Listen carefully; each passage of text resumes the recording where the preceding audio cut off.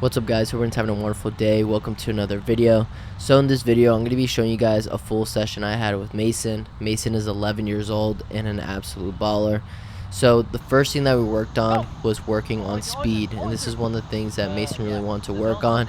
So we started off with 10-yard sprints, and after each 10-yard sprint we made sure to take anywhere from about 1 minute to a minute and a half in rest. And I know that sounds like a long time, but the reason why is because you want to feel over rested so that every single rep you're hitting at least max effort. So if Mason was to take a 30-second break instead of a 2-minute break, his speed would slow down drastically after each repetition. But since he's taking a longer break, now he's going to be hitting around the same time for every single rep, and it's not going to slow down as much as if he would to take 30-second breaks. So it's really important that if you're trying to get faster, make sure that you're taking longer breaks. The rest ratio is usually 1 to 12 to 1 to 20 for anything from 1 to 10 seconds in duration. So an example, if it takes you 3 seconds to get 10 yards, you're going to multiply that 3 times 12 and then 3 times 20, and that's going to give you the lower end of rest and the higher end of rest. After that, we did 20-yard sprints and basically did the exact same thing. So make sure, if you're doing sprints and you want to get faster, that you're only doing it maybe once or twice a week, especially during the end season, because you're probably going to be doing it during practices and your games, and you don't want to overdo it. After that, we went to some juggling, and this is something that I really want Mason to get really good at, because when I was younger, I had a really good coach that made me juggle all the time, and it just helped me get extremely comfortable with the ball with both feet.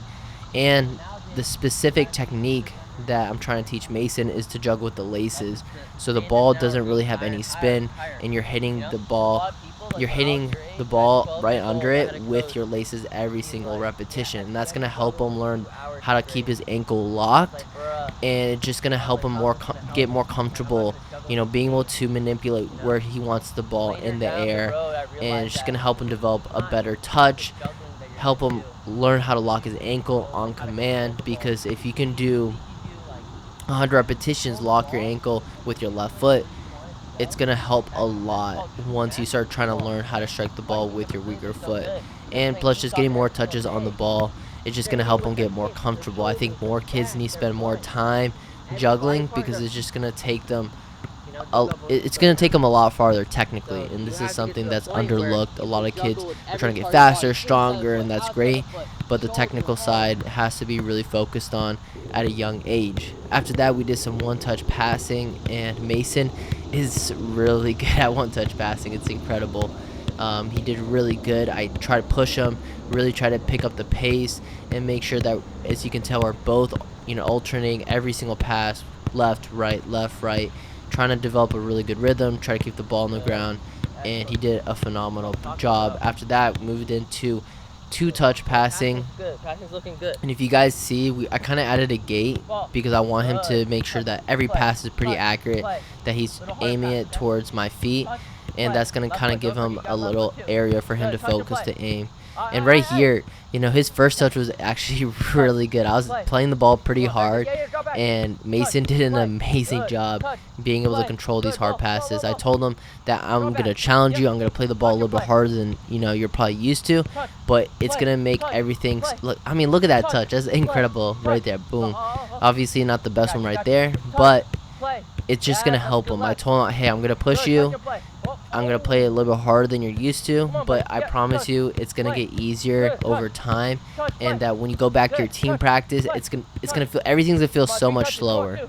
And that's essentially what I'm trying to do. I'm trying to make things a little bit harder for him, to push him, get him outside his comfort zone, so when he goes back to his team trainings, when he goes to the game, he's just so accustomed to it that it's easy. Everything's easy, slower for him, and I want him to stand out. So that's why I really emphasize, kind of ramping it up, not playing it super hard, of course, but just enough so that he could, be a little bit uncomfortable, get used to it. After that, we went to some driven balls. Mason did a great job.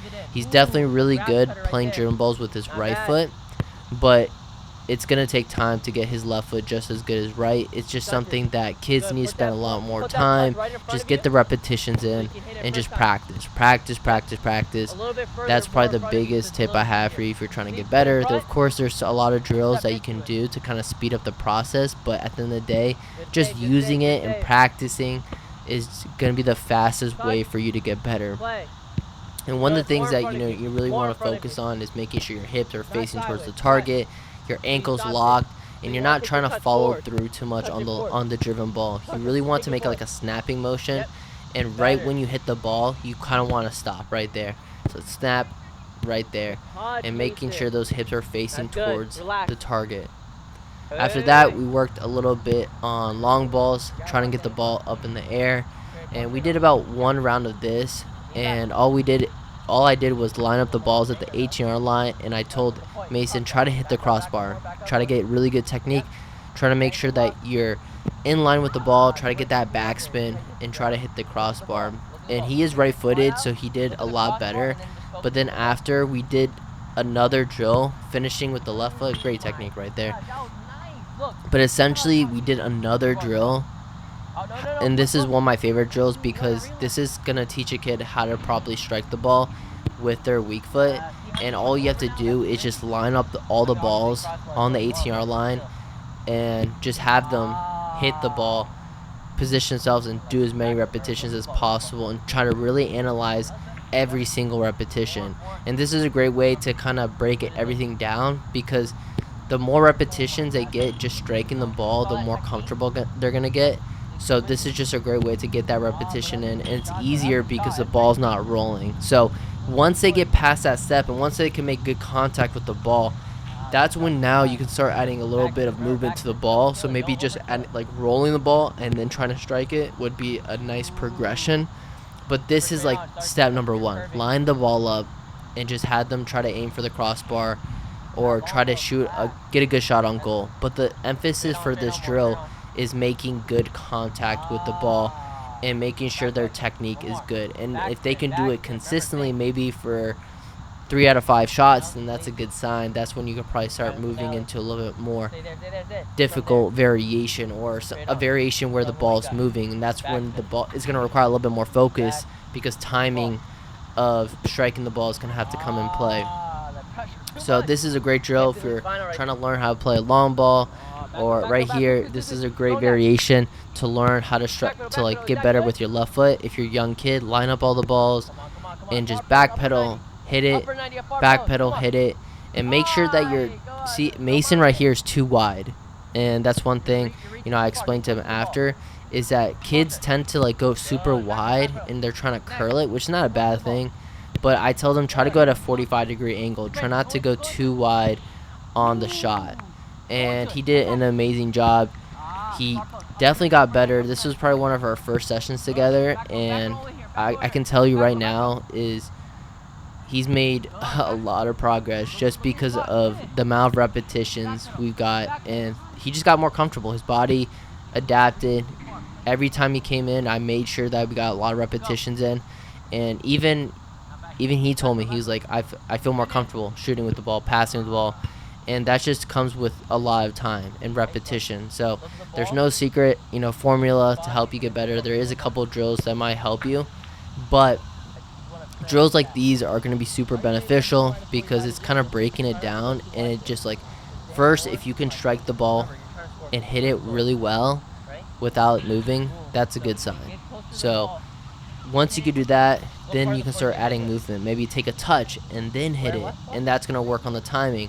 And then to make it even more game realistic, now, work on receiving the ball out wide, or turning and then dribbling and adding a skill move and then shooting on goal.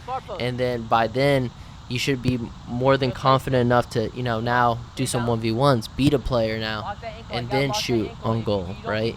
So it's all about knowing how to progress and regress drills, and just knowing when to break it down, and just realize that you're not going to get the left foot shot really quickly. I mean, if you do, man, props to you, because it has taken me such a long time, several years, and I'm still getting better at it. So the more repetitions you get, the more comfortable you're gonna get. So just go out to the field and practice, practice, practice, and practice.